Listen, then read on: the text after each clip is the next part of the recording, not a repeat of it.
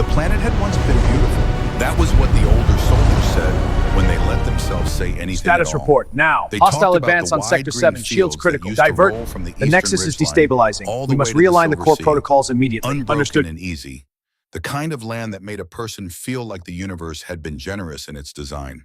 They talked about the crystal towers of the capital, how on certain mornings the light caught them just right and threw colors across the streets below, like the world itself was showing off. They talked about the open-air markets that used to fill the avenues on warm evenings, the smell of food and the sound of 7 different languages mixing in the air, the way languages do in a city that has had a long time to become comfortable with itself. They talked about these things quietly, and only when they thought no one important was listening, because talking about what a place used to be is a way of admitting you don't believe it will ever be that way again. The fields were ash now. The towers were broken stumps jutting from the ground like the remnants of something that had given up trying to stand. The streets held smoke and the smell of old fire and the constant, never-ending percussion of explosions that had been going on so long that the soldiers had stopped flinching at them. You stop flinching when a thing becomes the background instead of the event. You stop flinching when the normal you are calibrated to has shifted so far from what normal used to mean that the old reactions no longer fire. You get used to almost anything if it goes on long enough. That was one of the harder lessons the war had taught, and it was a lesson that cut in multiple directions, not all of them obvious at first. The war had been going on for 2 years. 2 years of losing. Before the craft came, the Galactic Coalition had been at peace for 400 years. 4 centuries without a war that threatened everything. 4 centuries in which 7 different species, each one ancient and accomplished in its own way, had built something that worked. Not perfectly. Nothing with 7 species ever works perfectly, and anyone who tells you otherwise has never spent time in a room where all 7 of them are trying to agree on anything. There were arguments and trade disputes and the occasional territorial tension that required diplomats to spend weeks in rooms with bad air negotiating compromises that satisfied no one completely. There were philosophical disagreements that ran so deep they occasionally produced crises that looked, from the outside, like they might become something worse. But war, the kind that ends civilizations, the kind that turns fields into ash and towers into stumps and fills streets with the smell that never entirely leaves, that had not come. The coalition had fast ships. It had weapons that could reduce a moon to fragments. It had military commanders who had studied warfare for lifetimes, whose strategic thinking had been refined over centuries into doctrine that was taught to generations of officers across every member world. It had intelligence networks and supply chains and diplomatic frameworks in all the institutional infrastructure that 400 years of peace had given it time and resources to build. For 400 years, none of it had been seriously tested. The craft tested it, and the coalition was failing. The craft dominion was not a nation. It was not a government. It was not even an army in any sense that the coalition's strategists had a ready framework for understanding. It was a hive. Every soldier, every drone, every ship crew was connected to a central thinking network that processed information across the entire force simultaneously, sharing awareness and intention in real time across distances that should have made real-time communication impossible. There were no individuals in the craft, not in any meaningful sense. There was no fear, because fear is a personal thing, and the craft had nothing personal. There was no hesitation, no panic, no confusion at the command level, no moment where the information of a disaster arrived and had to be processed by a mind that was also underneath the processing, feeling the disaster. When 1,000 drones died, the hive calculated the loss and adjusted its plan in milliseconds. Without grief, without emotion, without the fraction of a second delay that comes when a thinking, feeling being has to absorb the fact that something terrible has just happened before it can decide what to do next. They were, in every measurable way, perfect soldiers. The coalition's best strategists had spent months studying the craft, cataloging their behaviors, trying to find the vulnerability that every force, no matter how formidable, was supposed to have. They found patterns, of course. The hive was consistent, almost perfectly consistent, because consistency was a byproduct of centralized decision-making, and centralized decision-making was the hive's fundamental architecture. You could see the patterns clearly.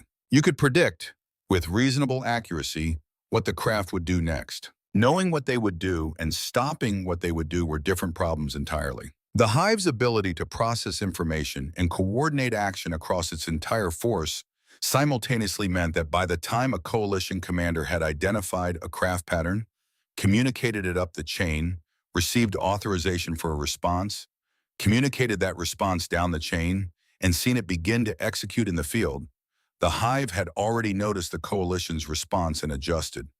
The information advantage that the craft held was not subtle.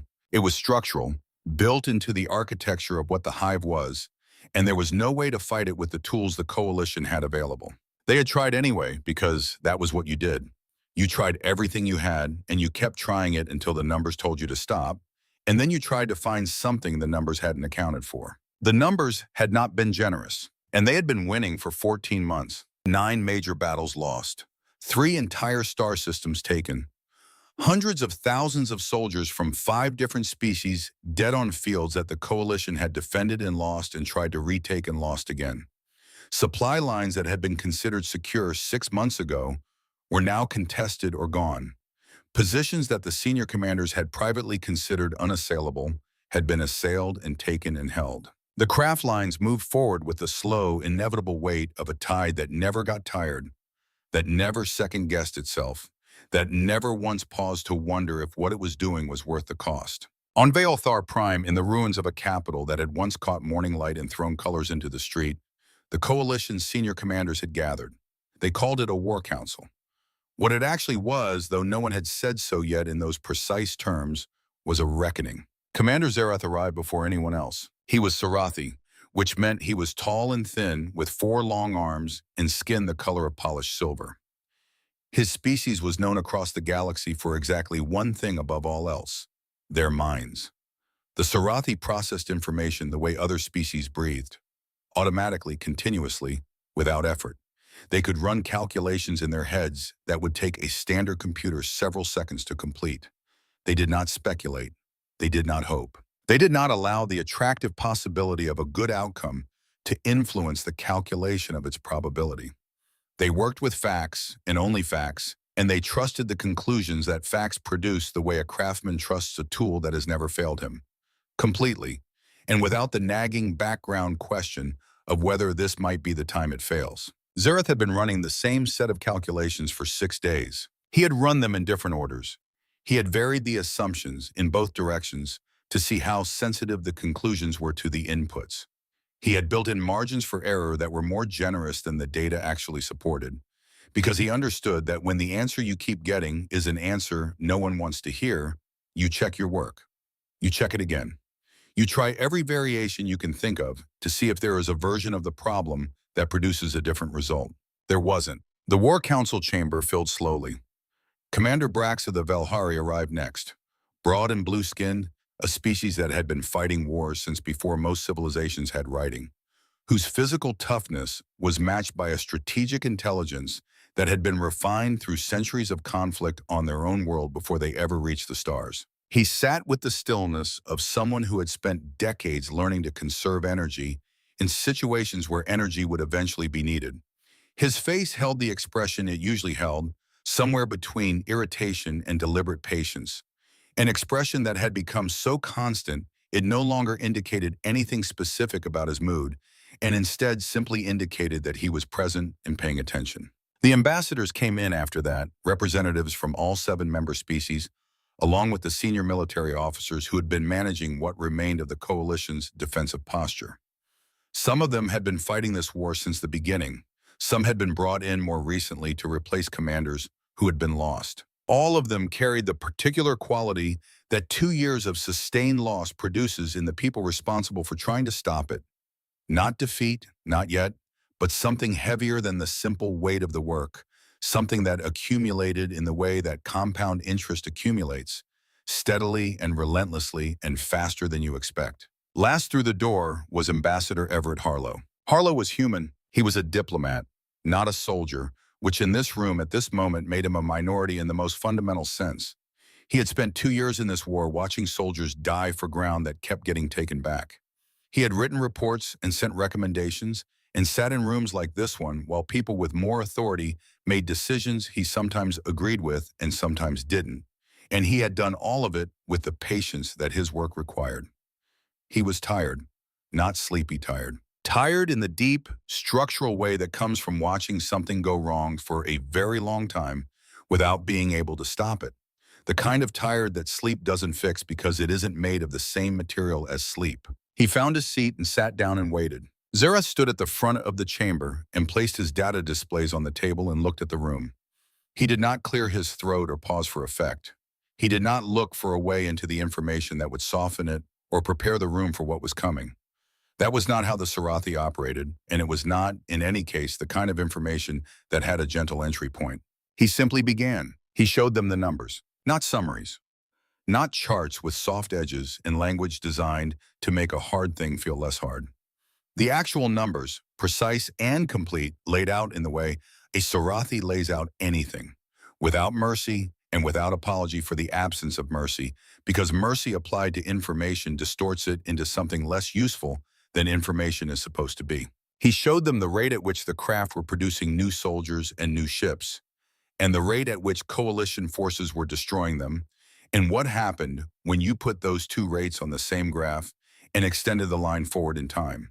He showed them the supply projections, the ammunition reserves, the structural condition of the remaining defensive positions, and how quickly those conditions were degrading under sustained pressure. He showed them the casualty rates from the last 9 battles, including the 3 the coalition had technically won, and he showed them what those victories had actually gone versus what they had actually gained when you ran the numbers honestly and didn't let the satisfaction of having held a position obscure the accounting of what holding it had taken from the force's overall capacity. Then he looked at the room, and he said it, this war cannot be won. The chamber went very quiet, not the quiet of people thinking, the quiet of people absorbing something they had already suspected but had not yet heard said out loud by someone whose credibility they could not dismiss, in a room where saying it out loud made it real in a different way than it had been real before. He continued. He explained that this was not a question of courage or strategy or the quality of the soldiers doing the fighting. He said clearly, and without any indication that he found the saying of it difficult, that all of those things had been present in adequate measure throughout the conflict. The problem was not human, or Velhari, or Javathi, or any other species in the coalition. The problem was mathematics. The craft hive could replace its losses faster than the coalition could inflict them. Every battle, even the battles that looked like victories on the surface, was a net loss, and the coalition, no matter how hard it fought, was slowly running out of everything. Brack said nothing. He sat with his thick arms crossed and his jaw set and looked at the display screens with the expression of a man who has looked at hard things before and is looking at one again now. Several ambassadors began speaking at once. Some were angry, which is what some people become when they are frightened and do not want to show it. Others were seeking clarification, asking about specific assumptions in the models, suggesting variables that might have been missed, which was the rational response, and also in its own way, a form of the same refusal to accept what was in front of them. One of the Dravathi commanders, an officer who had been fighting since the first craft ships crossed into coalition space, put his head in his hands and went still. Harlow sat quietly and listened to all of it. He listened to the anger and the fear, and the careful, well-reasoned agreement from people who should know, people who had spent their careers understanding exactly this kind of situation. He listened to the debate and the arguments and the suggestions that were really just ways of keeping the conversation going, because as long as the conversation was going, the conclusion hadn't been reached. And he sat with something in him that was, even now, even in this room full of brilliant and experienced minds, all converging toward the same place, not ready to follow them there. He waited until the noise died down. Then he spoke. There is one option we haven't tried. The room gave him the particular kind of attention that a room gives to a person who has just said something unexpected in a meeting that everyone thought was nearly finished. A sharpening, a collective refocusing.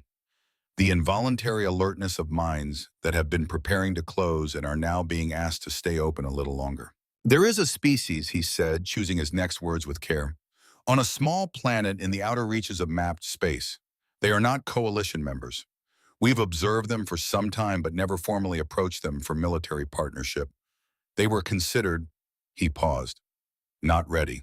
Zareth turned his long silver head toward Harlow. You are speaking of the humans. Yes. A silence followed. Then Brax made a sound low in his throat. Not hostile, just the sound of a mind that had already considered something and set it aside as not worth pursuing. The humans, said Brax. He said it the way you say the name of something you have already evaluated and placed in its appropriate category. They have been a spacefaring species for less than 200 years. Their ships are slow by coalition standards. Their individual lifespan is short. Their population, though growing, is still small compared to any of the great powers in this chamber. They have never fought a war on anything approaching this scale. They have never faced an enemy with this level of technological sophistication. And their military doctrine, such as it is, has been developed in response to conflicts on their own world and in the immediate systems around it, which is to say, in response to enemies who do not in any way resemble the craft Dominion. No, Harlow agreed, they haven't.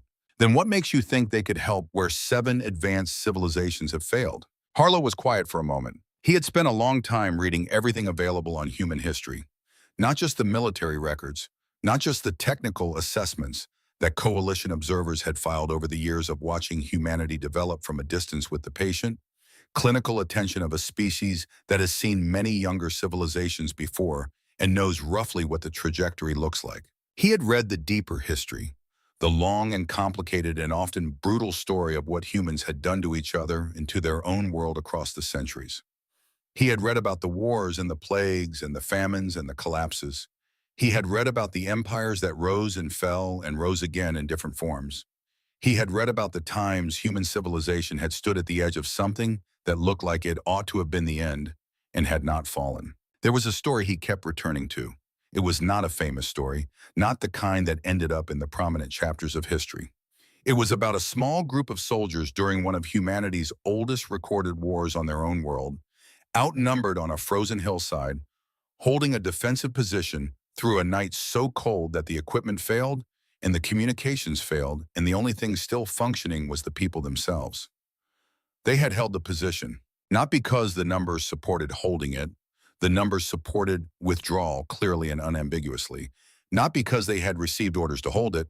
The orders had stopped coming when the communications failed, because they had decided to, individually and collectively, in the particular way that a group of people in extremity sometimes arrives at a shared decision without a meeting or a vote or even an explicit conversation. He had read that story 3 times and still could not fully articulate what it told him about the species.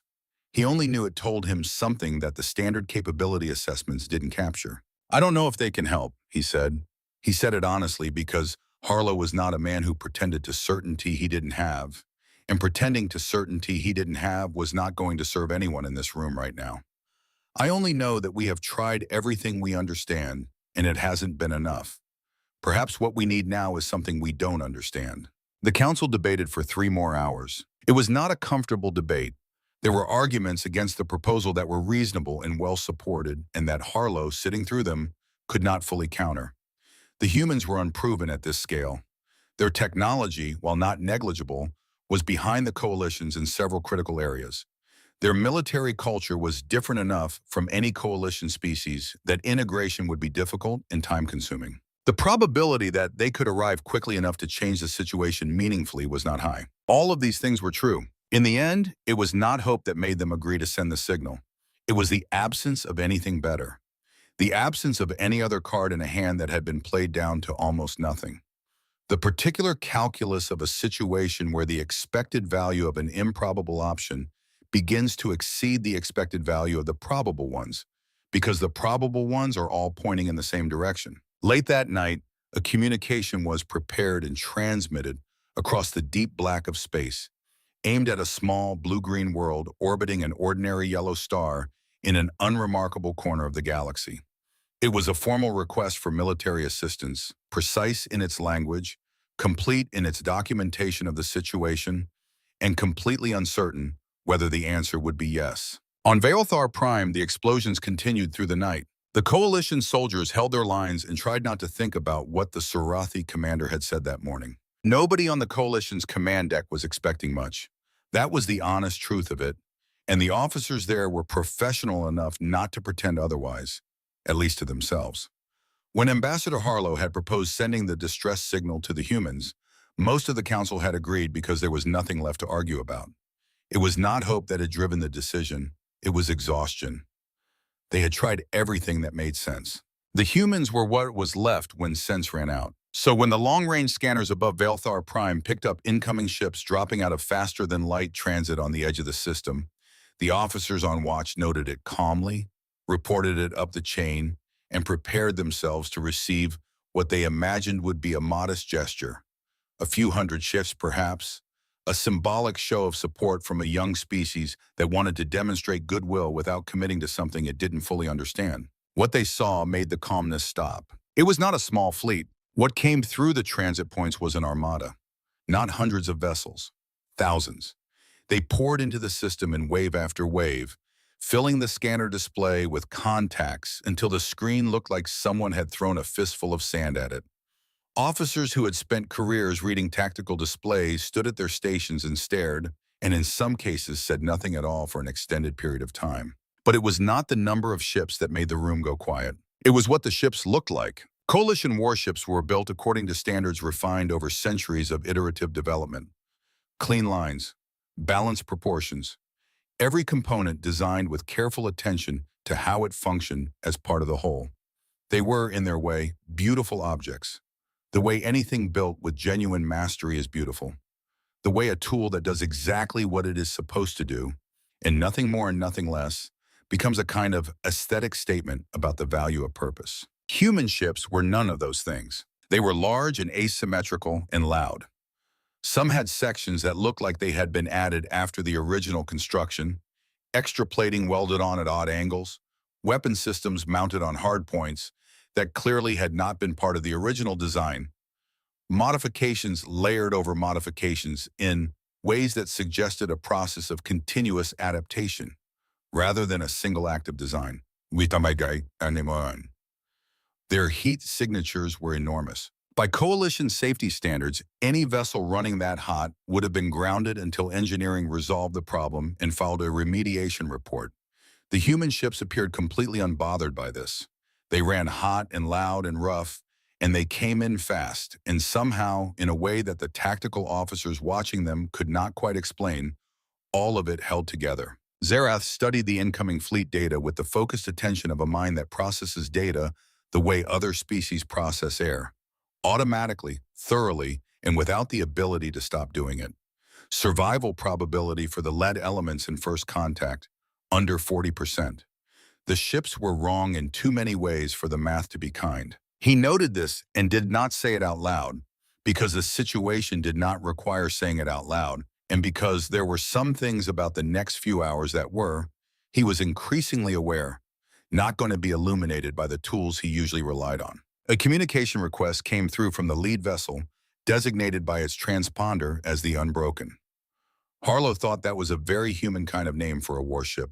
Not a name that described the ship's capabilities or its class or its history, a name that described an intention. A name that was, in its own way, a kind of promise. The face that appeared on the screen was a woman. She looked to be in her early 50s, with short silver-gray hair, and the kind of face that had spent a long time in difficult circumstances without being broken by them. Not hardened exactly, not closed, but shaped by the accumulation of difficult things in the way that stone is shaped by water, so that the difficulty is visible in the form without being the whole of the form. Her jaw was set. Her eyes were the color of deep water. Still on the surface was something moving underneath that you couldn't quite track. Her left arm from the elbow down was mechanical. Not the polished, life-mimicking prosthetics that some species favored. This was a functional replacement, undecorated and unpretentious, built to work and not to pretend, and she wore it the way she seemed to wear everything about herself, without apology and without calling attention to it. She introduced herself as General Diana Cole, commanding officer of the Terran Expeditionary Force. Harlow introduced himself and began the briefing. He explained the state of the war. He showed her the maps, where the craft lines were, where the coalition's remaining defensive positions sat, which positions were critical and could not be allowed to fall, and which had already been quietly conceded to the advancing enemy. He explained the craft's hive mind structure, their regeneration rates, their documented attack patterns. The tactical behaviors that had been cataloged and studied and that kept working anyway because knowing a thing was coming didn't always help you stop it. He was thorough and precise, and he watched her face as he spoke, because that was what a good diplomat does. He reads the room, he watches for the reaction, he adjusts to what he sees. Most commanders receiving this briefing for the first time went through a visible process. First disbelief, then the controlled expression of someone trying to look calm while absorbing something significantly worse than they had prepared for. Then the careful reassembly of professional composure over the top of both of those things. Cole listened to all of it without visible reaction. She did not flinch at the casualty figures. She did not react to the maps showing how much territory had been lost. She did not do any of the small, involuntary things that people do when information is hitting them harder than they want to show. She just listened, her eyes steady and attentive, until he was finished. Then she asked one question. How long can your people hold the surface if we buy you time in orbit? Harlow glanced at Zerath, who stood to the side of the display, his eyes moving in the particular way they moved when he was calculating. Statistically, Zerath said, no amount of time changes the fundamental outcome. The problem is not one of time, it is one of mathematics. Cole looked at him. A pause settled between them, not uncomfortable, just present, like the space between two notes in a piece of music. Give me a number, she said, not a philosophy. Zerath was quiet for a moment. In his long career, no one had spoken to him in quite that way. Not because it was disrespectful, because it wasn't. Because it was entirely direct in a way that left no space for the kind of qualified, layered response that his usual interlocutors expected and that he was accustomed to providing. 60 days, he said, perhaps 70, under ideal conditions. Good, Cole said. She said it simply, the way you say a word when it means exactly what it means. Then we start now. She closed the channel. The command deck was very still. Then the human fleet moved. They did not form up in organized assault patterns.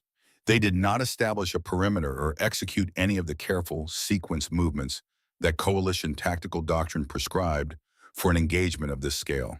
They went in hard and fast and loud, breaking into smaller groups almost immediately, each cluster attacking from a different angle, communicating with each other in ways that were too fast and too decentralized for the coalition's tactical systems to properly follow. The craft advance fleet, which had been methodically pressing its attack on the orbital defense grid with the patient, grinding efficiency it brought to everything, suddenly had significant threats coming at it from 6 directions simultaneously. The battle was immediate. The craft hit the human ships with the same overwhelming firepower that had broken coalition fleets for 2 years. It was the full coordinated weight of a force that had learned through 14 months of unbroken success exactly how much force was required to break an enemy. The human ships took the hits. Some took them badly. Hulls were breached. Systems went down. From the coalition command deck, officers watching the engagement tracked vessels that by any reasonable assessment should have broken off and were instead still in the fight, still firing, still pushing forward into the craft lines at angles the Hive's predictive models had clearly not accounted for. The craft did something it had not done in months. It adjusted, not dramatically. A full tactical repositioning would have been visible and dramatic, and this was neither. But the Hive shifted, compensated, redirected resources. Small movements that nonetheless represented something significant. The coalition hadn't forced that kind of adjustment since the early days of the war, before the craft had fully mapped their enemies' patterns and made the necessary corrections permanent. Brack stood beside Harlow at the observation window, 2 of his thick arms crossed and uncrossed, a habit he had when he was processing something he didn't have the right words for yet. They actually came, Brack said finally. It was not a compliment. It was not an insult. It was simply surprise, stripped of interpretation, the raw acknowledgement of something that had not been expected, and that was, now that it had arrived, requiring a reassessment of a category that he had thought was settled. Down on the surface of Baelthar Prime, coalition soldiers crouched in their positions and looked up at the sky. The flashes of weapons fire in the upper atmosphere were more frequent than they had been in weeks. More noise up there than anything they had experienced in months. A young Dravathi soldier looked up at the lights in the dark sky above the broken planet. "Who is that?" she asked. The older soldier beside her watched a human destroyer take a direct hit that tore away part of its rear section. The ship did not break off. It did not reduce speed or change its heading in any meaningful way. It kept firing. It kept going. Humans, the older soldier said. Are they going to help? She asked. The older soldier watched for another long moment. I think, he said slowly, they already are. On the Coalition command deck, Harlow stood at the window and thought about that story from human history. The soldiers on the frozen hillside. Equipment failed, orders gone, holding anyway. He had never been able to fully explain what that story told him about the species. He thought he was beginning to understand it now, watching it live, in the shape of ships that should have stopped and hadn't, in the data streams showing a craft fleet doing something it had not been forced to do in months. Zara stayed at his screens until very late that night. He updated his projections with the new data from the first hours of the engagement. The numbers were not conclusive, too early, too incomplete for conclusions. But they were changing in ways his models had not predicted. Small shifts, marginal movements in probabilities that had been locked in one direction for so long that any movement at all was significant. He was a scientist. He did not announce conclusions from preliminary data. He would wait, and he would check, and he would let the data accumulate until it said something definitive. But the expression on his long silver face, as he stood at those screens in the quiet of the late hour, was one that the people who knew him had not seen there in over a year. Genuine attention, the focused, open attention of a mind that has encountered something it does not fully understand and has found, in that incomprehension, something worth examining. The war was not won. It was nowhere close to won. The ground that had been lost was still lost, and the ash on Valthar Prime was still ash, and the cost of everything that still had to happen was not yet knowable. But for the first time since Zarath had stood in front of the War Council and laid out the mathematics of failure, the outcome felt like something other than settled. That was not nothing. That was, in fact, the first small, fragile, stubborn beginning of something. The first week was chaos, not the bad kind, or not entirely.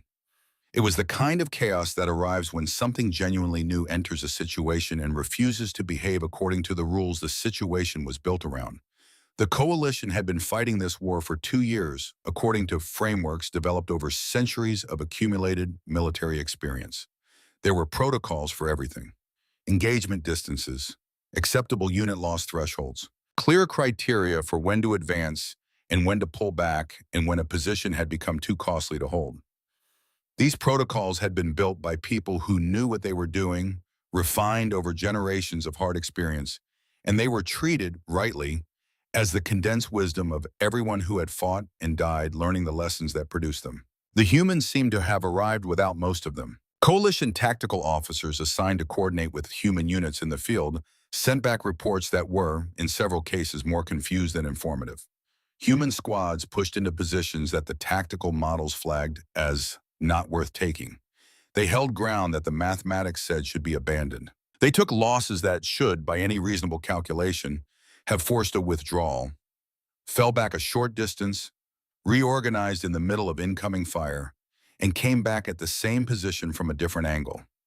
It was not elegant, it was not clean.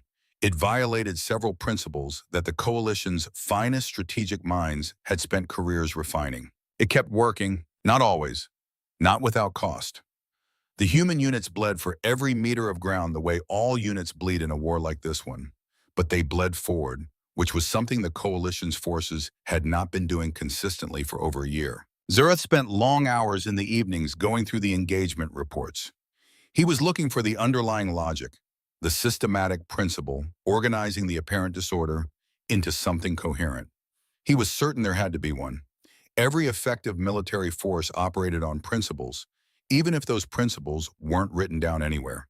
You simply had to look long enough and carefully enough to find them. After 4 days, he went to Harlow. He stood in the doorway of the ambassador's temporary office and said, with the particular difficulty of a man who is not accustomed to admitting the limits of his own analysis, I cannot find a unifying doctrine. Every unit appears to be making its own tactical decisions in the moment. The pattern should not be coherent. He paused. And yet it is. Harlow looked at him for a moment. And yet, he agreed quietly. Zara stood there a moment longer, as though there was something else he had intended to say and decided against. Then he left. But he came back the next evening, and the one after that, going through the same reports from different angles, looking for the thing he was certain must be there. He was not wrong that it was there. He was wrong about what kind of thing it was. What Zarath had identified, without yet having the framework to name it, was something that coalition military science had never needed to develop a precise vocabulary for, because no species they had studied at length did it in quite this way. Human soldiers did not simply execute plans. They thought while they fought. Every engagement was simultaneously a lesson. They watched what the enemy did, cataloged it in real time, and before a given battle was even finished, the soldiers on the ground were already incorporating what they had learned into how they responded to the next moment. A craft tactic that succeeded in the first hour of an engagement would frequently stop working in the third hour. Not because command had issued revised instructions, but because the individual soldiers who had experienced it had noticed the pattern and adapted on their own, often without discussing it, often without being fully aware they were doing it consciously at all. The craft hive mind was extraordinarily fast at executing a plan. It was not built for building new ones under pressure from an enemy that kept changing in ways it couldn't anticipate. The humans kept forcing it to build new ones. And every time the hive built a new plan and began executing it, the humans were already adapting to the plan before it had fully deployed. It was, Zarath would write later, like trying to hold water in a container that kept changing its own shape. 10 days into the engagement, a coalition medic named Lyra was assigned to work alongside a human infantry unit for field coordination purposes. Lyra was Velhari, broad-shouldered, blue-skinned, physically tough by most galactic standards. She had been in the war for 18 months and thought of herself as experienced in the way that a person becomes experienced by surviving things they were not certain they would survive. She had seen hard fighting.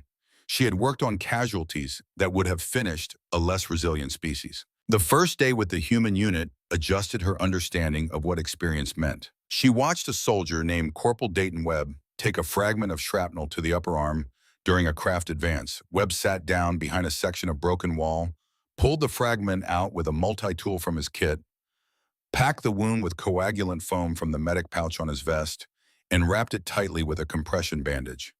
Then he stood back up and kept firing. The entire process took less than 2 minutes. He did not call for a medic. When Lyra moved toward him to assess and assist, he waved her off without breaking his firing rhythm and pointed toward a soldier further down the wall who was in significantly worse condition. She filed a report about it that evening. In Velhari military protocol, a wound of that severity triggered mandatory removal from active duty pending medical evaluation. The shock response alone was considered sufficient to compromise combat effectiveness for a minimum of several hours, regardless of the physical damage. She had seen seasoned Velhari warriors need full medical intervention for less. She wrote in the report, "The human soldier did not appear to experience the wound as an interruption. He appeared to experience it as an inconvenience." This was not an isolated observation. She saw it again and again in the days that followed. Human soldiers had a relationship with physical pain that she could not fully account for from a medical standpoint. They felt it. She could see clearly that they felt it. She was a medic, and she knew what a body in pain looked like at the physiological level. The small tells that the body produces when it is dealing with damage, whether or not the mind is attending to them.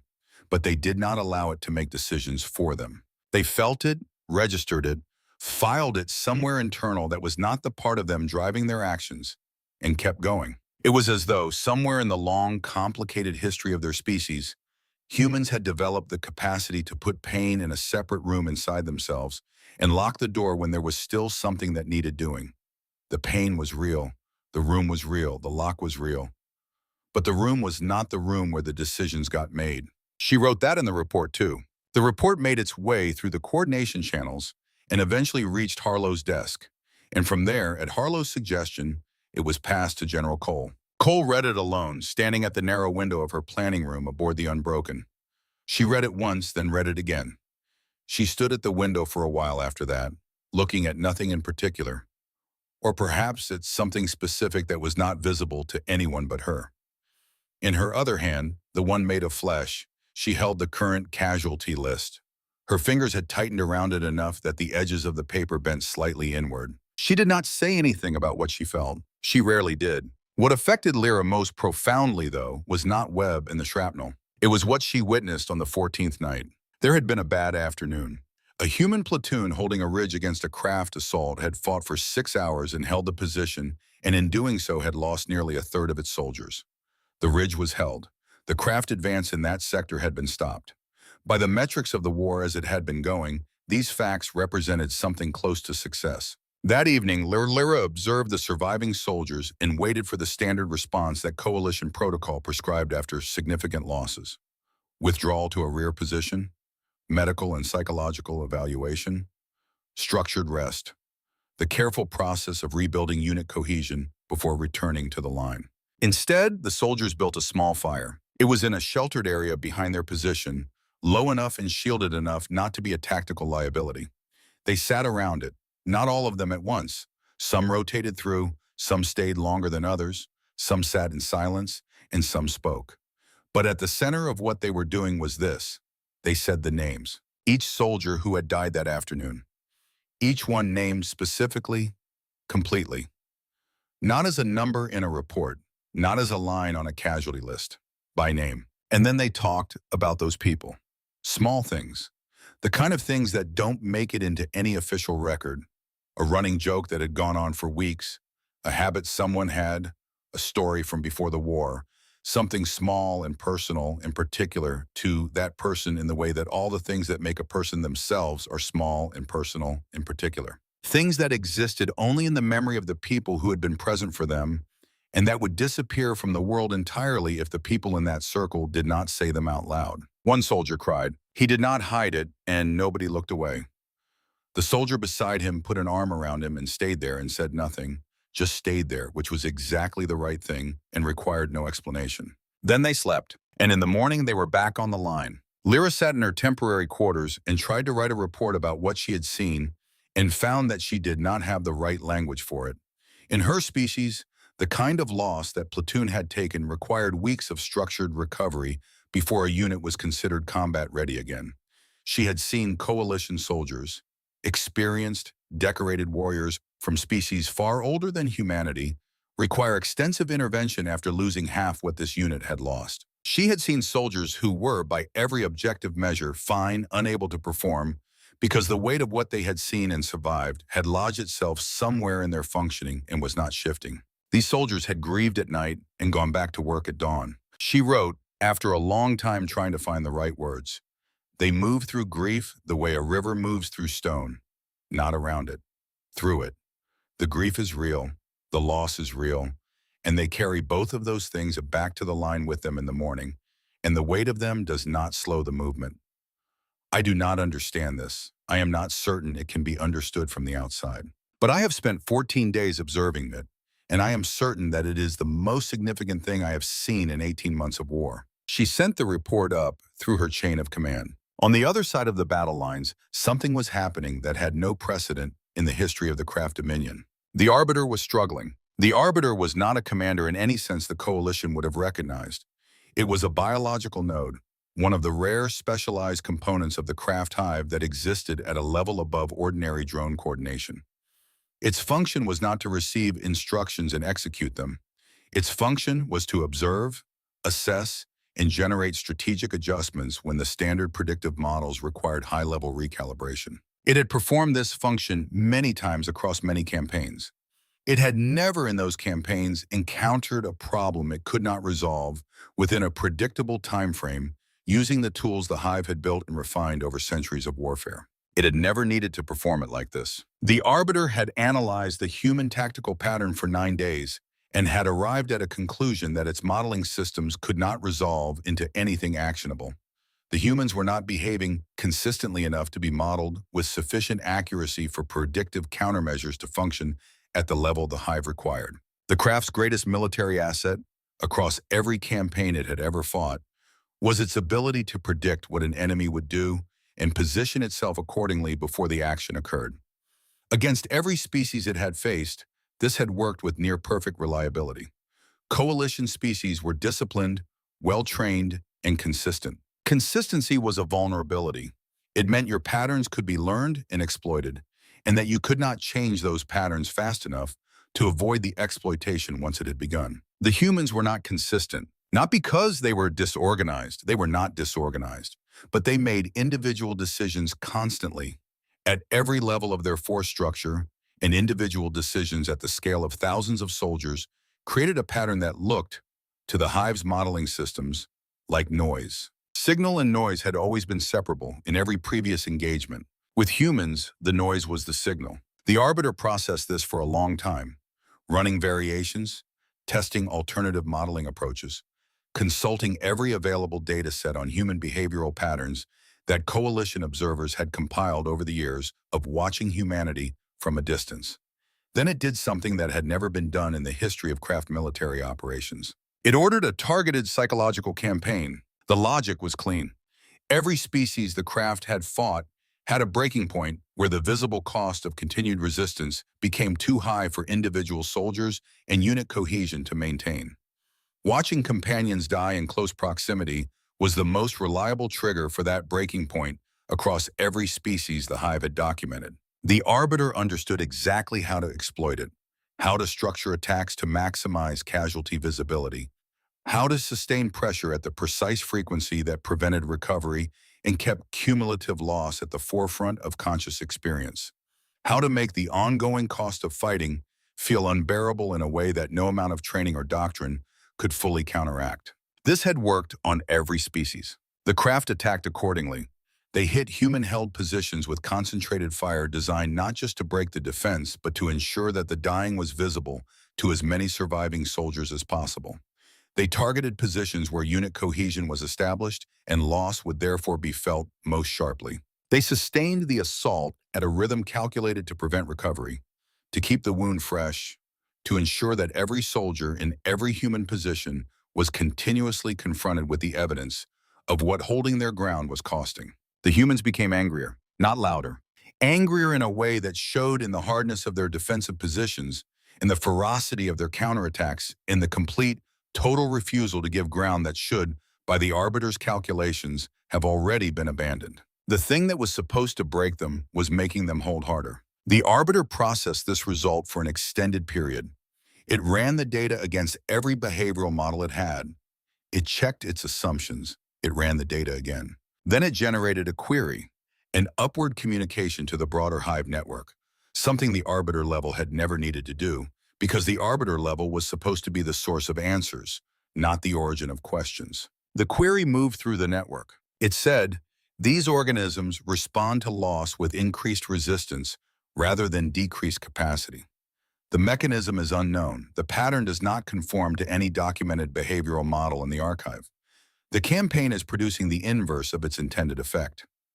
What are these creatures made of? No response came back. The hive did not know. General Diana Cole called the meeting at 3 in the morning. That alone told the senior coalition officers something about the woman.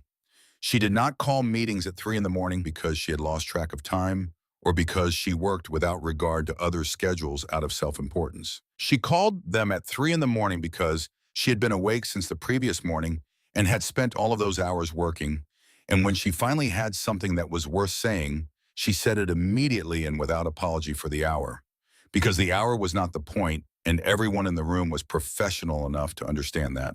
Harlow arrived still adjusting his jacket. Zerath arrived looking as he always looked, precise, contained, giving nothing away in his bearing that he had not chosen to give away. Brax arrived looking irritated, which was still his default expression and still did not mean much. Several other senior coalition officers filled the remaining seats around the long table in the briefing room aboard the Unbroken. Cole was already at the front. Behind her, a large display showed the craft fleet formation, the dense, organized mass of vessels that had been pressing the coalition's orbital defenses for 2 years. In the center of the formation, marked in red, was a single vessel significantly larger than the one surrounding it. The craft command ship, Cole said. She pointed at the red marker and began without preamble. Everything the hive does in this system runs through that ship. It is the central relay for all hive mind communications across this entire battle zone. Every order, every tactical adjustment, every coordination signal that keeps those drones operating as a unified force passes through it.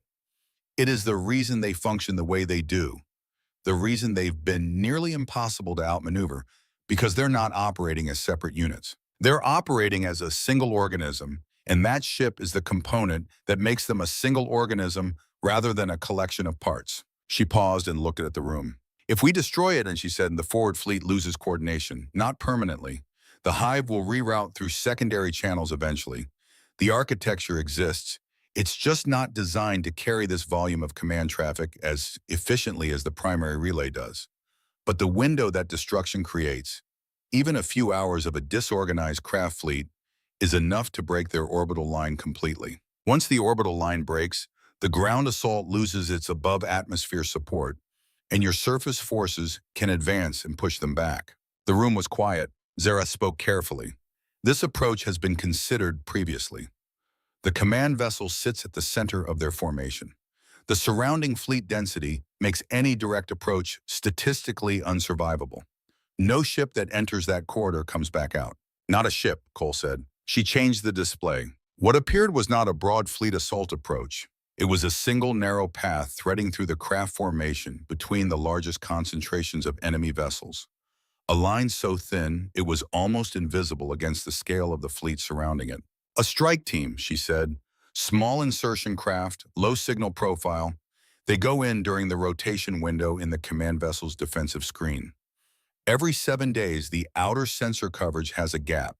40 minutes where a small, low-emission vessel has a viable insertion path. They penetrate to the command vessel's outer hull, breach it, and destroy the relay core from the inside. Another silence, longer this time. Brax leaned forward. The survival probability of such a mission is very low, Cole said. She did not dress it up or soften the language. I know what the numbers are. Then you know we cannot ask soldiers. I did not ask, Cole said. The room waited. I informed my people of the mission and what it required. I described the objective, the method, the approach corridor, and the defensive environment inside the target vessel. I made the probability of return completely clear to every individual, in plain language, with no ambiguity. I said most of you will not come back. I said it clearly enough that there could be no misunderstanding. Then I asked for volunteers. She reached forward and changed the display one more time. A number appeared on the screen, 4,312. Nobody spoke. The number sat there in the light of the display, and the room sat with it and tried to hold the full weight of what it meant, which was difficult because the full weight of what it meant was larger than the space available for things that can be held. That is how many soldiers volunteered, Cole said, after I told them the odds. After I told them that most of them would not come back. After I told them that the mission parameters allowed for a maximum of 216 personnel across 44 insertion craft, which meant that even if every volunteer was accepted, the majority of them would be turned away. She let that settle. 4,312 people put their names on the list. I had to turn most of them away because there was not enough room. Harlow stared at the number for a long time. He tried to hold the image in his mind, standing in front of thousands of people, saying, the probability of survival is less than 2%. Most of you will not come back. Raise your hand if you are willing. He tried to imagine what the room would look like if every single hand went up. He could not fully hold it. It was too large for the space his mind had available for things he understood. Zareth stood at his station and looked at the number on the display. His calculation reflex, the automatic reach toward quantification that governed his entire relationship with information, reached for this number and found nothing it could work with. There was no model in his archive that produced 4,312 as an output from those conditions. He had spent a career trusting that everything could be expressed in terms mathematics could process. He was looking at something that mathematics could accurately report and could not explain. He did not say anything. The plan was approved before the sky outside began to lighten. They had 6 days. The 7-day rotation cycle of the command vessel's defensive screen meant the next viable insertion window opened in 6 days. The 40-minute gap in sensor coverage was the only moment the insertion craft had any realistic chance of approaching undetected. Miss that window, and the next one was 7 days further out, and there was no guarantee the defensive positions on the surface would hold for 7 more days of sustained craft pressure. 6 days to prepare 216 people for something that most of them would not come back from. Cole spent most of those 6 days in motion. Planning sessions, equipment checks, briefings with the insertion team commanders, coordination meetings about the surface advance that needed to be ready to launch the moment the orbital line showed weakness. She moved through all of it with the same steady efficiency she brought to everything, making decisions that required making and deferring the ones that could wait. She slept 3 hours a night. Harlow knew this because he was not sleeping much either, and the unbroken was not a large enough vessel for a person awake at unusual hours to be unaware of who else was awake. He passed her twice in the corridor in the middle of the night. Each time she was carrying the insertion team manifest, the list of 216 names. Each time she acknowledged him with a brief nod and kept moving. He understood what she was doing with the list. He understood what it meant to carry the names of people you had just sent towards something you knew most of them would not survive. He had never commanded anything larger than a negotiating room, and he still understood it because some things about leadership do not require direct experience to recognize.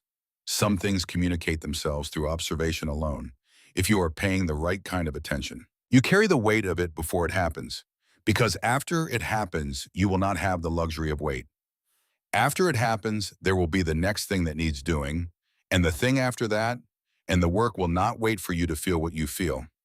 So you feel it now at 3 in the morning in a corridor with the list in your hand before the window opens and the insertion craft launch, and the mathematics of probability begin to do what mathematics does without sentiment or delay. You feel it now so that you can function then. That was what the list was for. Not to memorize, though she had memorized it. Not to review, though she reviewed it. To carry. To let the weight of 216 names settle into you before the event rather than after it, so that the event finds you already bearing the weight and does not need to stop you to give it to you. He did not stop her. He let her carry the list through the quiet of the ship. In the engineering bay, 3 decks below, Sloane Merritt was still awake. She had been awake for most of the past 6 days. Merritt was 24 years old. She had gone directly from an accelerated engineering program into the expeditionary force, which meant she had never had the experience of ordinary professional life between her education and a war. She did not know in the way that people who have had that experience know what ordinary felt like. She had come from a classroom to this, and this had simply become her normal. A normal that included sleeping 4 hours a night and spending the remaining hours talking to equipment the way some people talk to stubborn animals.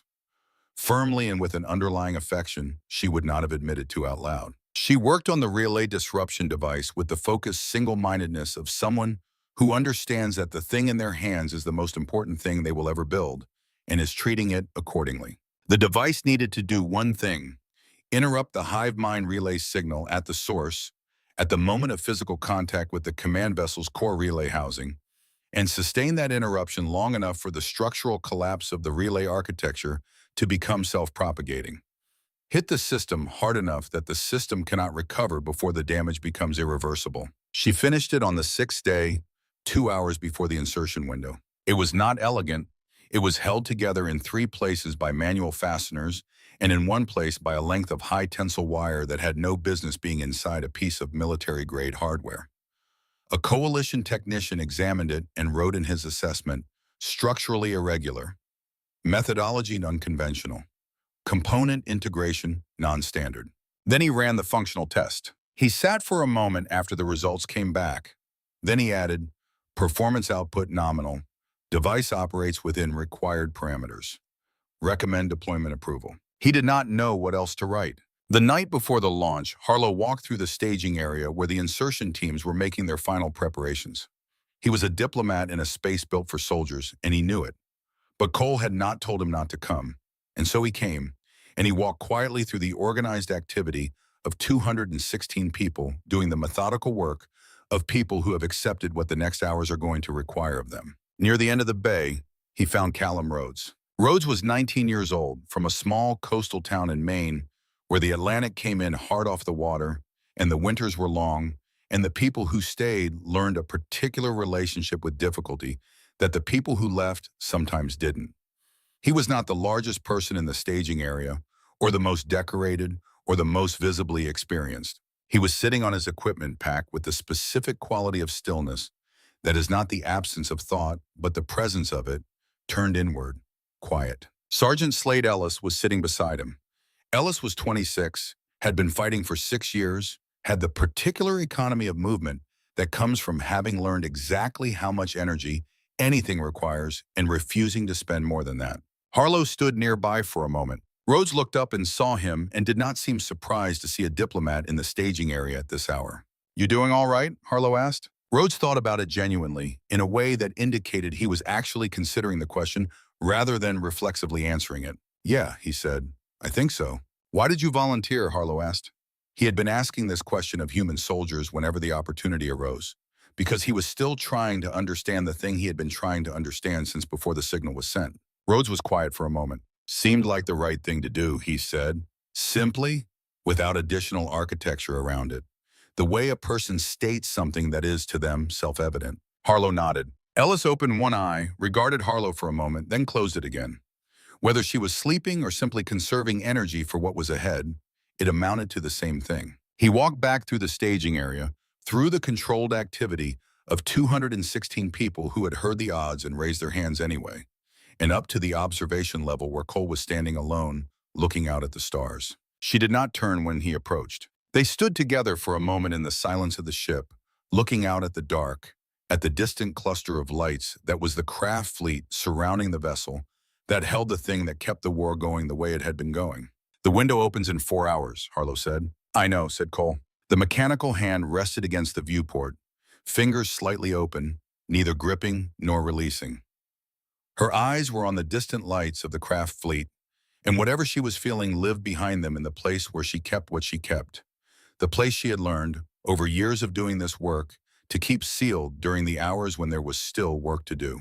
4 hours later, the insertion craft launched. 44 small, dark shapes dropping away from the unbroken into the black, running minimal power, running quiet, threading toward the gap in the sensor coverage like needles threading through a closing eye, carrying 216 people whose names Cole could recite from memory, into the dark. The 44 insertion craft went in dark, no running lights, minimal power signatures. They moved through the gap in the command vessel's sensor coverage the way water moves through a crack in stone, not by force, but by finding the exact shape of the opening and fitting themselves to it. The window was 40 minutes. They had calculated and recalculated, and the number that kept coming back was 40 minutes from the moment the first craft entered the corridor to the moment the sensor rotation completed and the gap closed. 40 minutes to cross the distance, penetrate the hull, reach the relay core, do what they had come to do. On the bridge of the Unbroken, Cole stood at the tactical display and watched the 44 contact points move across the screen in real time. Each point was a craft. Each craft was a number. The numbers moved slowly, steadily, in the particular silence of a room where everyone present understands that speaking will not change anything, and so they do not speak. Harlow stood to the left of the display. Zerath stood to the right.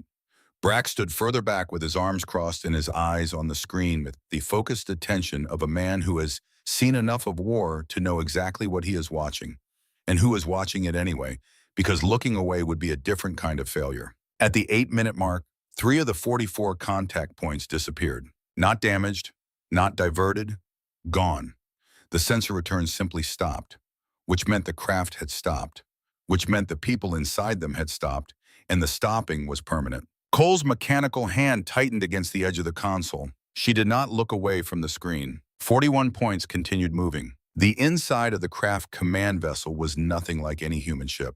The corridors were narrow and low and built to the proportions of the craft drone form. Efficient in the way that a machine is efficient, every dimension calculated to serve function with no material spent on anything else. The lighting was dim by human standards, a frequency spectrum calibrated to the craft's sensory range, which meant the insertion teams were moving through something that felt, to human eyes, like the deep end of twilight that never resolved into either dark or light. The defenders were immediate. There had been no illusion, in the briefing rooms or the staging areas or the quiet conversations of the night before, that the approach through the sensor gap would mean an uncontested insertion. The gap was an external detection. Inside the vessel, the hive knew the moment the hull was breached at 7 separate points, and it responded the way it always responded, without hesitation, without the fractional delay of individual decision-making, with the full coordinated weight of every available defensive unit converging toward the breach points simultaneously. The fighting in the corridors was close and loud and constant. There was no room for the fluid, adaptive tactics that had given the human units their advantage in open-field engagements. The corridors reduced everything to its most fundamental elements: who was willing to keep moving forward and who wasn't, and how long each person could sustain that willingness against what was coming at them from the other direction.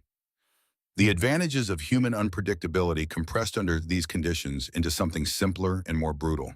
216 became 180 in the first 20 minutes, then 140, then fewer. The numbers dropped in the way numbers drop in close quarters fighting, not in a steady trackable decline, but in sudden clusters, when a corridor junction went wrong or a defensive position proved stronger than the approach allowed for. Between the clusters, there were stretches of movement in the specific kind of focus that combat produces, which is not the absence of awareness, but the narrowing of it to the dimensions of the immediate moment, the next door, the next corner, the next thing that needs to happen. Callum Rhodes moved through it the way he had been trained to move through it, and beyond what training could account for, he moved through it the way he had always moved through difficult things, by not stopping.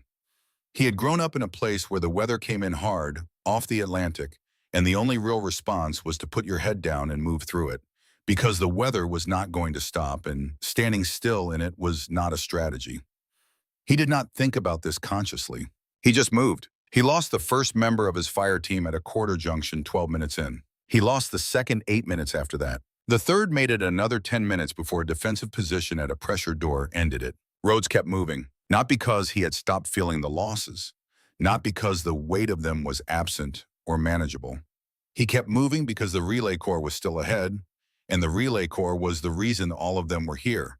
And the reason they were here was the reason they had volunteered. And the reason they had volunteered was that it had seemed like the right thing to do. And nothing that had happened since entering this vessel had changed what was right.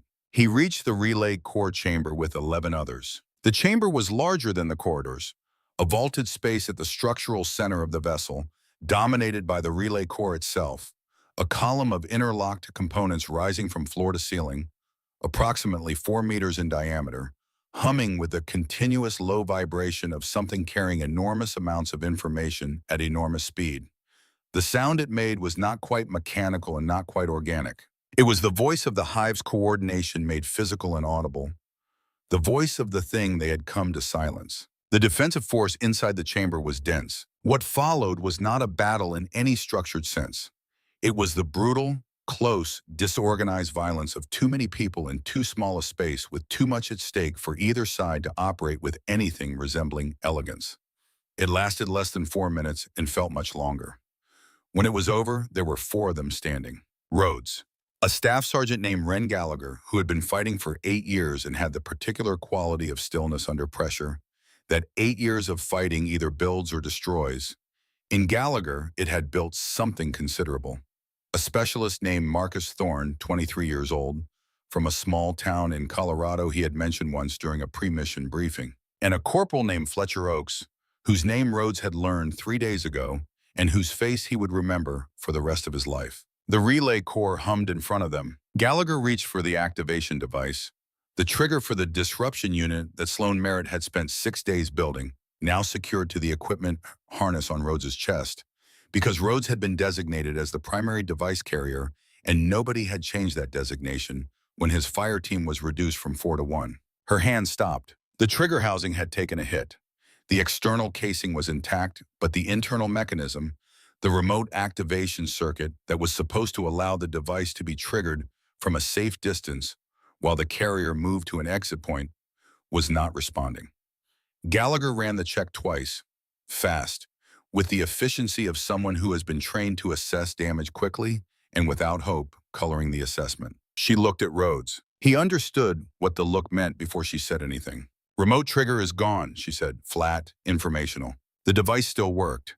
The disruption unit itself was functional.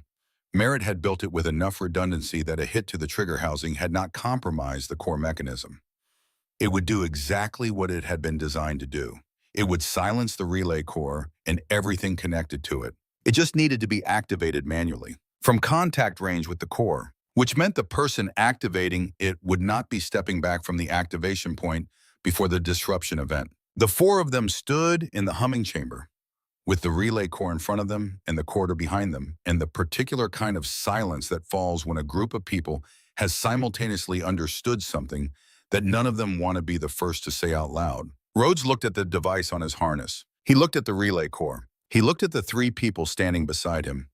Gallagher with 8 years of experience in a unit she would go back to, Thorne with the name of a town in Colorado and a life still mostly ahead of him.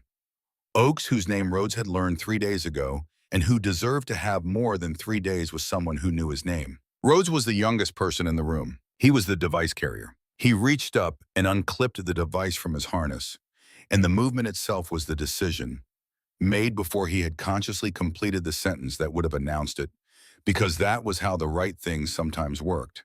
You were already doing them before you knew you had chosen to. "Get out," he said. He used a specific tone of voice, not loud, not dramatic, the tone of someone who has already resolved the question they are answering and is now simply communicating the resolution to people who need to hear it clearly enough to act on it without argument, without hesitation, without the time that argument and hesitation would require. Gallagher looked at him. Thorne looked at him. Oakes looked at him. There was a moment, not long, the situation did not permit long, in which the three of them held what was in front of them. Then Gallagher put her hand on Rhodes' shoulder for exactly 1 second. She did not say anything. She had been fighting for 8 years, and she understood that there was nothing to say. She turned and went. Thorne followed. Oakes was last through the door, and he turned back once, and the look he gave Rhodes was the look of someone committing a face to permanent memory, because that is what you do when you leave someone behind who is choosing to stay. Then they were gone. The corridor beyond the door was quiet. The relay core hummed. Callum Rhodes, 19 years old, from a small town in Maine where the Atlantic came in hard off the water, and the winters were long, and the people who stayed learned something important about staying, stood alone in the chamber at the center of a craft command vessel and looked at the device in his hands and crossed the distance between himself and the core and did what needed doing. What happened in that chamber in the following 90 seconds was witnessed by no one who survived to describe it in specific terms. The command vessel went dark, not damaged, not reduced to partial function, not fighting through secondary systems or rerouting around compromised sections. Dark, completely, all at once. A dead thing floating in space where a living thing had been, and the silence of it was total and immediate and unlike anything that had preceded it in 2 years of war. Cole saw it on the tactical display as a contact that simply stopped being a contact. For 1 second, she did not move. Then, like a wave expanding outward from the point where a stone drops into still water, the effect moved through the craft fleet.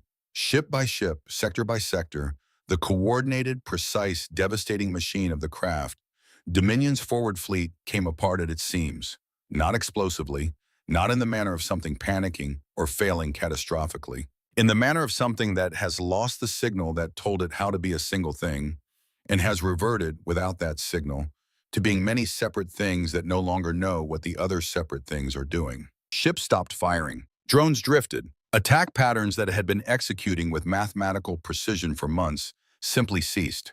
Mid-execution, like a sentence interrupted before the period, hanging unfinished in the air. The craft fleet did not descend into chaos. Even without the relay coordination, the individual components of the hive retained their base functions. They did not crash into each other or fire randomly or behave in ways that were structurally destructive. They simply stopped being coordinated. And a force built entirely around coordination, whose entire tactical architecture depended on every component knowing at every moment exactly what every other component was doing, that force, without coordination, was not the same force at all. On the Coalition command deck, a Dravathi officer at the back of the room made a low, deep sound. It was the sound his species made in moments when what they were feeling exceeded the capacity of ordinary expression. Not a word, not quite a cry, but something in between that communicated the size of what was felt without trying to contain it in language. A Velhari officer beside him picked it up, then another. Then a human officer near the front let out a sound that was entirely different in timbre and register and completely identical in meaning. Brax uncrossed his arms. He had kept them crossed through the entire watching, through the insertion, through the contact points going dark one by one, through the long suspended wait between the last craft reaching the command vessel and the moment the command vessel stopped. He had kept his arms crossed because that was what Brax did when he was holding himself still against something large, when he needed to not react until he knew what he was reacting to. He uncrossed them now. Zerath stood at his station and looked at the display. The tactical picture in front of him was changing faster than it had changed in any engagement in the 2 years of this war. The probability distributions that had been locked in one direction, the models he had built and refined and checked and trusted through 14 months of the coalition losing ground, they were shifting. Not gradually, not incrementally. In large, visible, undeniable steps toward outcomes that his models, 72 hours ago, had assigned probabilities so low, he had not considered them worth tracking. He looked at the dark shape where the command vessel had been. He looked at the drifting, disorganized remnants of what had been, 30 minutes ago, the most effectively coordinated fighting force the coalition had ever faced. He looked at the numbers. Then Commander Zerath, whose species bowed only in the presence of death that was genuinely and irreducibly great, only in the presence of something that had earned the acknowledgement in the fullest possible sense of the word, turned toward the dark space where the command vessel floated silent in the field of stars, and he bowed. He held the bow for a long time. Nobody in the room said anything. Nobody needed to. On the surface of Valethor Prime, the craft ground units, cut off from the orbital fleet above them, receiving no updated coordination from a hive mind that was scrambling to reroute through secondary channels not designed to carry this volume of command traffic, fell into patterns that were rigid and predictable in a way they had never been before. For 2 years, the craft ground forces had been nearly impossible to outmaneuver because outmaneuvering them required staying ahead of a predictive system that updated faster than any individual commander could respond to. Now the predictions were old. The updates were slow. The seamless, continuous adaptation that had made them so formidable was still there in fragments, in local clusters. But the system-wide coherence that had made those fragments into a single unified machine was gone. The coalition's surface forces pushed. Human units that had been fighting continuously for 2 weeks pushed hardest, which was remarkable and was noted by every coalition officer watching the advance, and was not remarked upon by any of the human soldiers doing it, because to them it was simply what the situation required, and there was nothing remarkable about doing what the situation required. By the end of the first day after the command vessel went dark, the craft had abandoned the capital district. By the end of the second, they had pulled back from the eastern ridgeline. By the end of the third, they were gone from Valethor Prime entirely. The withdrawal was slow and orderly. The craft did not panic. They were not built for panic. But it was withdrawal. It was the first time in 2 years that the direction of movement in this war had reversed. The first time in 2 years that the line had moved the right way. The planet was not healed. It would not be healed for a long time. And the people who understood these things said so honestly rather than offering comfort that was not yet warranted. The fields were still ash and the towers were still broken stumps and the streets still smelled of old fire in a way that might take years to fully leave.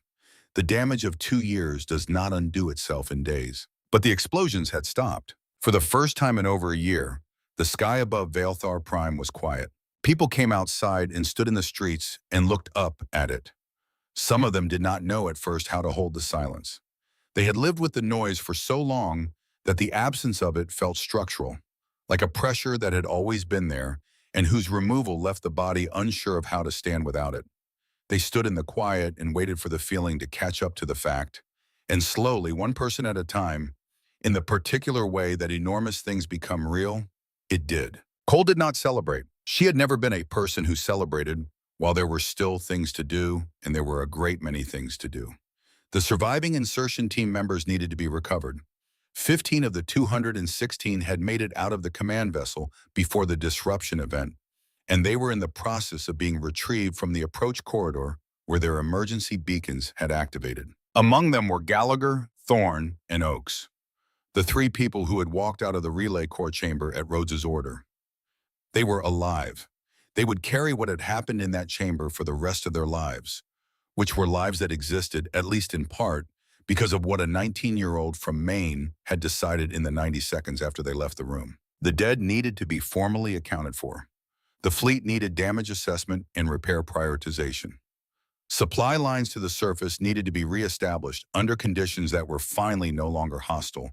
There were coordination meetings and logistics reviews and medical assessments and after-action reports and all the detailed, necessary work that follows any operation regardless of how it went. Harlow found Gallagher on the second day, sitting alone in a corridor near the medical bay, with her arms resting on her knees and her eyes on the middle distance. He sat down beside her. "He told us to go," she said after a while. She did not say who she meant. There was only one person she could have meant. "I know," Harlow said. "I've been in the field for 8 years," she said. "I've made decisions that cost people their lives, decisions that I had the authority to make and the training to make, and that I made correctly by any measure anyone would apply. And I have never—" She stopped. She looked at her hands. He was 19 years old. Harlow did not say anything. He had learned over years of diplomacy that there were moments when the thing a person needed was not a response, but a presence. And this was one of those moments. Gallagher was quiet for a long time. "He knew exactly what he was doing," she said finally. "He knew, and he did it anyway. And he did it like it was simple." She paused. "It wasn't simple." "No," Harlow agreed. "It wasn't." She nodded once slowly and then stood up and went back to work, because that was what she had come here to do, and there was still more of it to do. Harlow sat in the corridor for a moment longer after she left and wrote 3 sentences in his notebook, and then he went back to work too. She moved through all of it with the same steady efficiency she had brought to every other phase, checking items off the list that existed primarily inside her own head, talking to her officers in the short and direct way she always talked to them, making decisions that required making and deferring the ones that could wait. Harlow watched her work. He had been watching her for weeks and still found, each time he looked, something he had not previously cataloged. The way she moved through a room full of people who needed things from her, giving each of them exactly the amount of attention the thing required. Nothing more and nothing less. And moving on, and the people she left behind somehow felt not shortchanged but exactly served. The capacity to do that, to make people feel fully attended to in the brief time you give them, was rarer than most people understood. He had encountered it perhaps 3 times in his career before now. He approached her on the 4th day, when the immediate operational demands had settled enough to allow conversation of a non-urgent kind. "The Coalition Council wants to formally acknowledge what your people have done," he said. "There will be a ceremony, the highest military honor the Coalition can give to a commanding officer." Cole looked at him. "The names of the insertion team," she said. "All of them. I want them read aloud at the ceremony. Every single name in full, without abbreviation. Not a number on a screen, not a summary line in a document. Names." Harlow held her gaze. "That is 201 people." "Yes," she said, "it is." He nodded slowly. "It will be done," he said. She went back to her list. The ceremony was held 2 weeks later in the largest hall that the Coalition's temporary command installation on Velthar Prime could provide. Every senior officer and ambassador of every Coalition species attended. The hall was full in the way that formal halls are sometimes full and sometimes merely occupied. Full in the way that means every person present has understood that they are present for something that will matter beyond the occasion of it, something that will continue to matter after the occasion has become memory, and the memory has become history. The Human Expeditionary Force was represented by Cole and a small group of officers who stood together in their worn, functional uniforms and looked slightly uncomfortable with the formality in the particular way that people who have been doing hard work look when someone puts them in a room with polished floors and asks them to stand still for an extended period of time. Harlow gave a speech. He had written it carefully, with the diplomat's instinct for language that says what it means without saying more than it means, and with something that went beyond craft. The particular weight that comes to words when the person writing them has spent weeks watching the events they are trying to describe and understands, from the inside, what those events actually cost. He spoke about what the Coalition had faced and what it had believed about the situation in the months before the humans arrived. He did not soften it or frame it with the comfortable language of retrospective confidence. He said plainly that they had given up, that the most capable military and strategic minds the Coalition had produced had looked at the situation and concluded it was finished, that they had sent the signal not because they believed it would work, but because they had run out of anything else to try. He said this not as a confession of weakness, but as necessary context, because the only way to understand what the humans had actually done was to understand how completely impossible it had seemed. He said that he had spent 2 years trying to understand something about humans that did not have a name in his language. He said he was not certain he had fully understood it even now. He said only that he had watched it operate and that it had changed what he believed was possible, and that he did not think he would spend the rest of his life without thinking about it. Then the names began. A reader stood at the front of the hall and read them one by one. 201 names, human names from towns and cities across a country on a small blue-green world. Names from places that most of the coalition species present had never heard of and could not pronounce with complete accuracy, but tried to pronounce anyway, because the trying was part of what the reading was for. The trying was the acknowledgement that these were specific places, and these were specific people, and the specificity mattered. The hall was quiet in a way it had not been quiet before. Not the quiet of waiting, the quiet of receiving. Each name arriving in the air of the room and being held there for a moment before the next one came.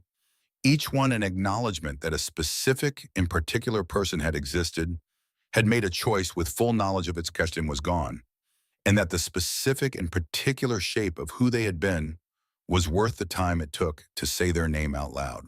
It took a long time. Nobody left. Nobody checked a device or leaned to speak to the person beside them. Every species in that room, each with its own relationship to death and its own rituals for honoring the dead, sat in the common language of attention and listened to every name as it was called. Because attending to each name was the minimum that each name was owed, and everyone in that room understood this even if they had not articulated it. When the last name was read, Cole walked to the front of the hall.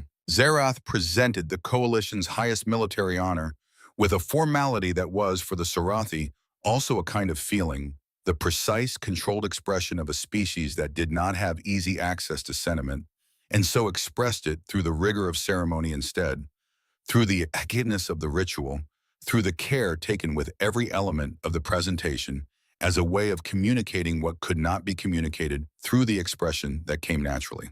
The honor was a small thing, simple in design. It carried the weight not of its material, but of what had been decided it meant, which across 400 years of coalition history had made it mean something real. Cole held it in her mechanical hand and looked at it for a moment. Then she looked up at the room full of species who had been at war for 2 years and were not at war anymore, at least here, at least today. "Thank you," she said, simply, without elaboration, the way she did everything. She returned to her place. Back on Earth, there were no grand parades. There were small things. Towns held quiet ceremonies in parks and public squares on ordinary afternoons. The kind of ordinary afternoon that exists because of what those people had done. Though the people going to the grocery store 2 blocks away were not thinking about this and didn't need to be.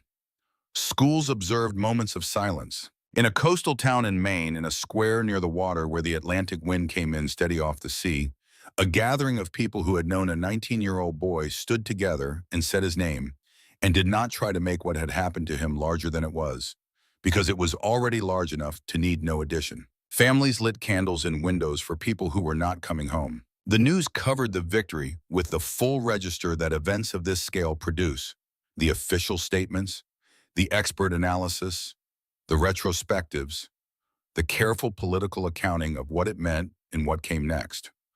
All of the formal apparatus of a civilization processing something significant through its public channels, which is necessary and right and is also not the same as the thing itself. The thing itself moved through communities differently. It moved in conversations, in the things people said to each other in ordinary places, at kitchen tables, on front porches, in the parking lots of grocery stores, where 2 people who knew each other stopped for a moment longer than the task required.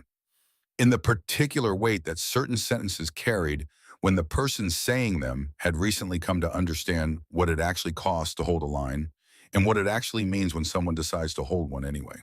In the stories that parents told their children, not as heroic legend, not as the simplified, sanitized version of events that makes history comfortable for young ears.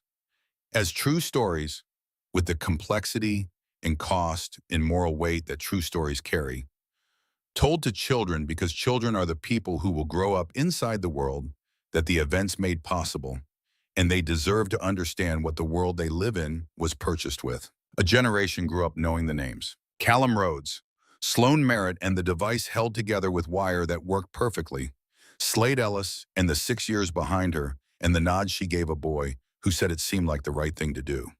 Ren Gallagher, who had been fighting for 8 years and put her hand on a young man's shoulder for 1 second before she turned and went.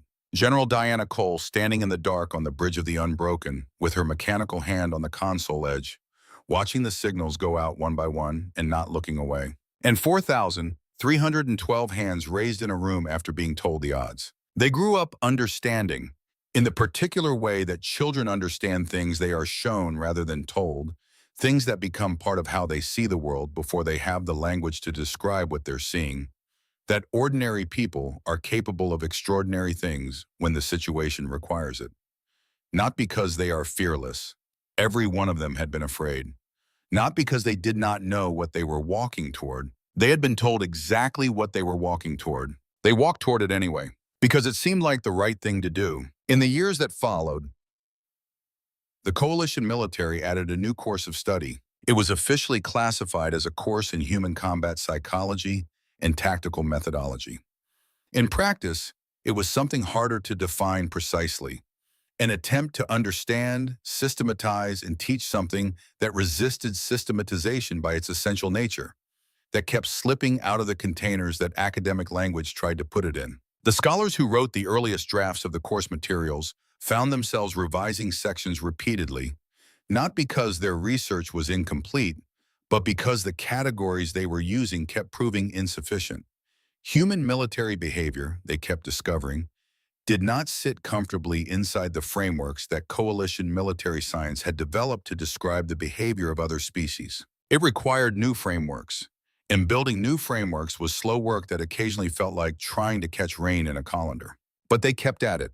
That was, Harlow noted in a margin comment on an early draft, perhaps the most human thing about the whole enterprise, the insistence on continuing to try to understand something even after repeated encounters with how difficult the understanding was going to be. Zarath contributed to the course materials in his retirement. He had left the coalition military 3 years after the battle in a departure that was, for a Sorathi, unusually ceremonial. He spoke for a long time in his retirement address about how the war had changed his understanding of what the word variable meant in its deepest sense. He said he had spent his entire career trusting mathematics, and that he still trusted mathematics. But he had learned that there were variables which did not appear in equations, things that could not be measured in advance and therefore could not be included in any model built from advanced measurements. He had watched these variables operate. He had seen what they produced. He would not, he said, make the mistake of leaving them out of his calculations again, now that he knew they existed and understood something of how they functioned. He did not give them a name. He said only that he had seen them, and that seeing them had been sufficient. The course materials grew over time. The primary text eventually ran over 900 pages, covering everything from human physiological pain response to battlefield adaptation to the social rituals that soldiers use to process loss and return to function. The small fires, the spoken names, the arm around a shoulder in the dark. It was dense and thorough and deeply researched, and it was taught at every coalition war academy within a decade of its first publication. The conclusion of that text, written by a panel of the coalition's most respected military scholars after years of collaborative research, was surprisingly short. It said, "No model sufficiently captures it. It must be witnessed." Harlow's own report, completed 6 months after the battle, became required reading alongside the course text. He had written it in the careful, precise language of a diplomat who understands that his job is to describe what he has seen without overstating or understating it, and who has learned over the years that the discipline of that restraint is not a limitation but a form of respect for the subject. The report covered tactical observations, biological notes, cultural analysis, historical context. It was thorough in the way that he was thorough about everything. The line that was quoted most often, the one that ended up on the wall of the War Academy's main entrance, rendered in the original language Harlow had written it in, alongside a translation in each coalition language, in letters large enough to be read from across the room, was near the end of the document. It said, "Humans do not fight because they believe they will win. They fight because they cannot accept not trying. This distinction is, apparently, the most dangerous force in the known galaxy." Far in the future, decades after the battle, in a time when the craft dominion had changed and the galaxy had changed with it in ways that the people who had fought the war would not entirely have predicted and would not entirely have recognized. A young craft scholar sat in a university classroom on a world that had once been a battlefield. She was studying the history of the war, specifically the Battle of Valthar Prime, specifically the moment the command vessel went dark and the fleet that had been winning for 2 years stopped winning. She had read every analysis. She had studied the tactical records and the engineering assessments and the casualty figures and the strategic retrospectives written by everyone who had been involved and many who hadn't. She had read Harlow's report 3 times. She had read the 900-page course text cover to cover. She had read Zerath's retirement address and the transcripts of interviews conducted with surviving insertion team members in the years after the battle. She kept coming back to a question that none of it quite answered. She stayed after class one afternoon and raised it with her professor, an old academic who had spent his career studying the history of the war from both sides of it, who had devoted his life to understanding an event he had not lived through, but that had shaped the world he lived in, and whose age meant he carried the subject the way people carry things they have lived with long enough for the carrying to become invisible. What is the human word, she asked, for the thing that made them fight like that, the thing the hive couldn't model, the variable that Zerath said couldn't be measured, the thing in Harlow's report that he says no model sufficiently captures. There must be a word for it. What did the humans call it? Her professor was quiet for a moment. He had been asked versions of this question many times over the course of his career. He had given several different answers depending on who was asking and what he thought they were actually trying to understand. Some versions of the question were asking about tactics. Some were asking about biology. Some were asking, beneath the academic framing, something more personal. Something about what it feels like to keep going when the numbers say stop. Something that had less to do with historical analysis than with the particular situation of the person asking it. He thought about what this version was asking. He thought about Callum Rhodes, 19 years old, from a town by the sea in Maine, standing alone in a chamber at the center of a craft command vessel, with a device in his hands and 3 people walking out a door he had told them to walk out of. He thought about what that moment had required of a person who was, by every standard assessment, ordinary, who had no extraordinary qualities listed in his service file, who had signed up and done his training and carried his weight and had not asked for recognition and had raised his hand after hearing the odds because it seemed like the right thing to do. He thought about 4,312 hands. He thought about a platoon of soldiers sitting around a small fire saying the names of people they had lost, and then sleeping and waking up and going back to the line. He thought about what holds a person together when the mathematics of the situation have finished making their case, and the case they have made is that there is no rational basis for continuing. He thought about what you call the thing that decides to continue anyway, not in defiance of reason, not in ignorance of the mom, but with full knowledge of both, and continuing regardless, because not continuing is a thing that cannot be accepted. They have many words for it, he said. They always have. They are a species that has always had more words for the things that keep them going than for the things that stop them. That tendency shows up in every period of their history, in every language they have ever spoken. He looked out the window at the sky above the world that had once burned. But the one they come back to, he said, the one that sits at the center of all the others, the one that is simple enough to write in a notebook and complicated enough to spend a lifetime trying to fully understand, it is a small word. The scholar waited. Hope, he said. She wrote it down. She looked at it for a moment. One small word, 4 letters, the kind of word that looks almost too small to carry what it is apparently expected to carry, that looks, on the page, like it should be the beginning of a sentence rather than the answer to a question.